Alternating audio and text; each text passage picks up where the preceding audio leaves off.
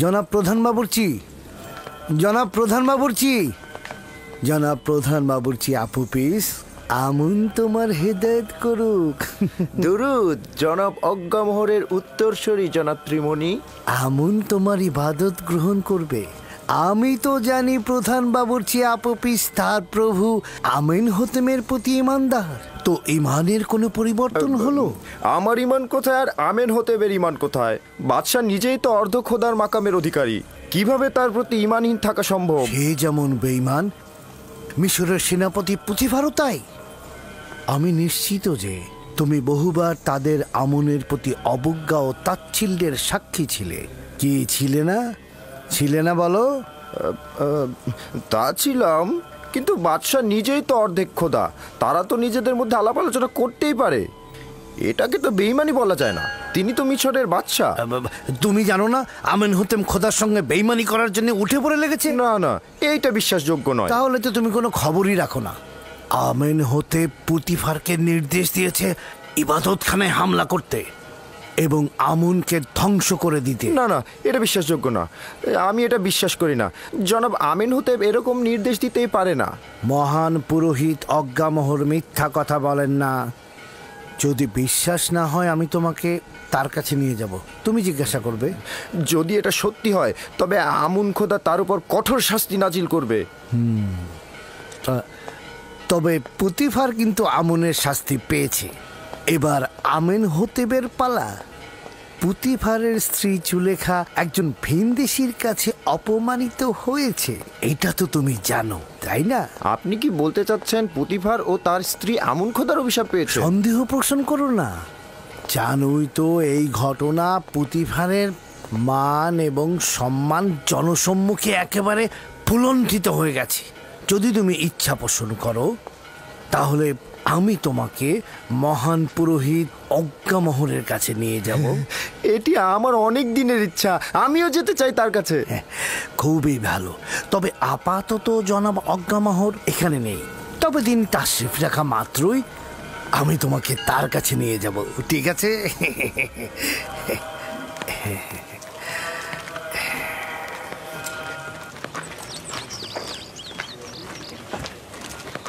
ইউজারসিফ পুত পবিত্র পুরুষ। আমি শুনেছি বেশ কদিন যাবৎ জুলেখা তাকে নজরে রেখেছে এবং অসংখ্যবার তাকে মিলনের তাগিদ দিয়েছে, কিন্তু ইউজারসিফ মুখ ফিরিয়ে নিয়েছে।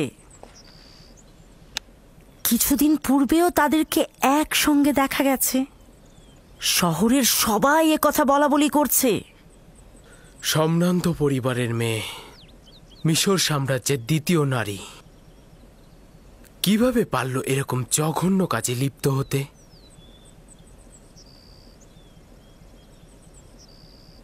পুতিফারের উচিত ছিল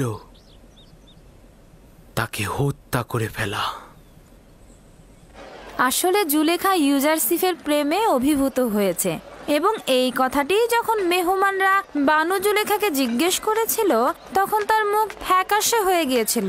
আসলে ব্যাপারটা হয়েছে কি, জুলেখা ইউজারসিফের প্রেমে পড়েছে, কিন্তু ইউজারসিফ তার প্রেমে সাড়া দেয়নি বলেই জুলেখা লাগামহীন হয়ে গেছে। এখন সে কৌশলে ইউজারসিফকে কাছে পেতে চাইছে। ইউজারসিফের পবিত্রতা আসলেই প্রশংসনীয়, কিন্তু একজন গোলাম কি তার মালিকের ইচ্ছার বরখেলাপ করতে পারে? তাও আবার জুলেখার মতো সুন্দরী। তবে আমার কি মনে হয় জানো, জুলেখার এই অবস্থার জন্য দায়ী তার স্বামী পুতিফার। কিভাবে? শোনো, আমাকে আমন মন্দিরের এক খাদেম বলেছে, যার নাম কিনা ত্রিমণি। হ্যাঁ, তিনি বলেছেন জনাব আমেন হোতেব ও পুতিফার দুজনেই কাফের, তারা আমাদের আমুন খোদার ধ্বংস চাইছেন। তার মানে আমুন খোদা কি এটাই চেয়েছে যে জুলেখার কারণে পুতিফারের সম্মান নষ্ট হয়? আমি নিজেও বিশ্বাস করিনি, তবে আমি সিদ্ধান্ত নিয়েছি আমনের প্রধান জনাব অজ্ঞামোহরের সাথে আমি নিজে দেখা করব, তার কাছ থেকেই শুনবো। তুমি বাড়িতে যাও, আমি এখন রাজমহলের দিকে যাব। কি হলো, যাও।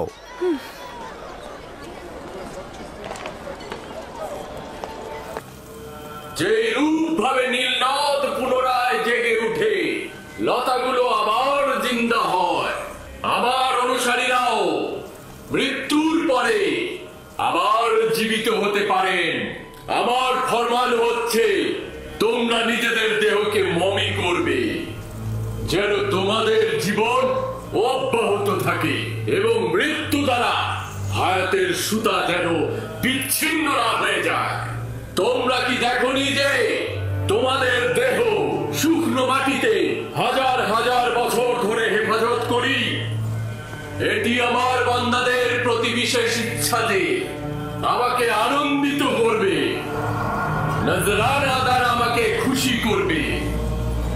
আমি খুশি থাকলে তোমাদেরকেও আমি খুশি রাখবো।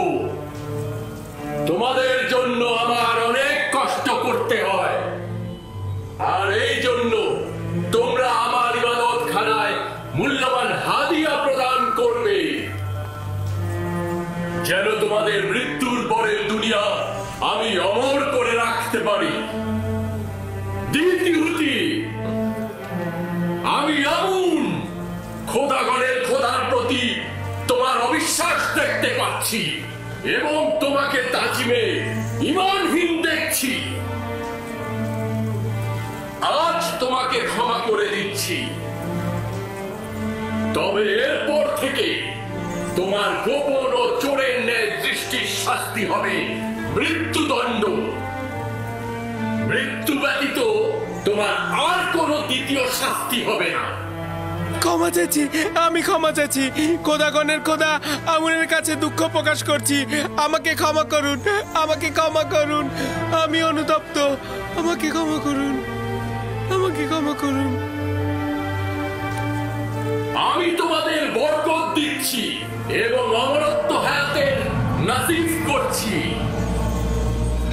আমি তোমাদের উপস্থিতি থেকে বিশ্রামে যাচ্ছি, যাতে দেহ থেকে বেরিয়ে বিশ্রাম দ্বারা বান্দাগণের হৃদায়ত ও উষ্ণের রং এবং নিজেকে বান্দাগণের হৃদায়ত ও রুহের কার্যাবলী তদারকি করার জন্য এবং পরবর্তী দিনের জন্য নিজেকে প্রস্তুত করতে পারি।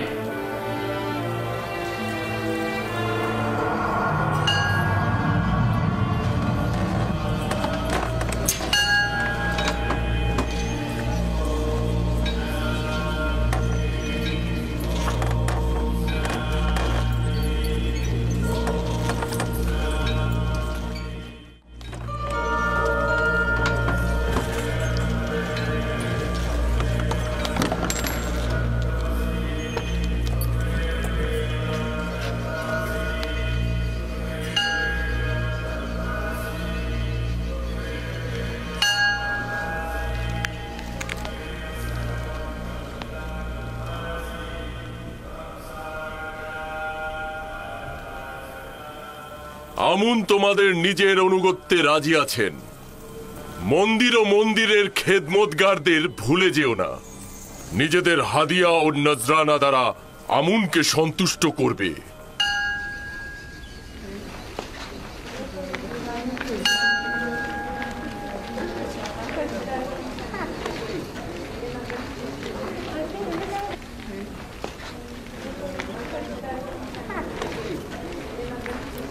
আলী জনাব, দ্বিতীয় আমিনহোতেবের প্রধান বাবুর্চি আপু পিসির সঙ্গে কথা বলেছিলাম।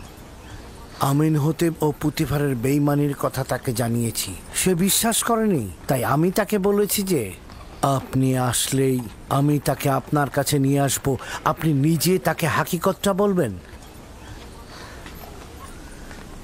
অবশ্যই তাকে নিয়ে এসো। আমেনহোতেব অবশ্যই শাস্তি পাবে।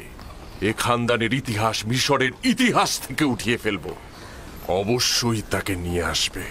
পুতিফার তো আমুনের লালতে বিপদে পতিত হয়েছে, এখন আমেনহোতেবেরও তাই হবে। আনুগত্য পোষণ করছি। তাহলে আলী জনাব অজ্ঞামোহর ইউজারশিপ ও জুলেখার খবরটা জানেন? হ্যাঁ, পাদি আমনের কাছে শুনেছি। যদিও জুলেখার আমন মন্দিরের জন্য লজ্জাজনক এবং জুলেখার উচিত স্পষ্ট কথা বলা, কিন্তু এই ঘটনার জন্য পুতিফারকে সুস্থ শরীরে বাঁচিয়ে রাখা যাবে না। পুতিফারের দম্ভ পতনের পর এবার আমেনহোতেবের পালা, আর আমেনহোতেবের পতন হলে আমাদের আর কোনো দুশমন থাকবে না। এই ঘটনা পুরো শহর ছড়িয়ে দাও। পুতিফারের অবশ্যই অপমানিত হওয়া উচিত। জনগণের তাকে চেনা উচিত।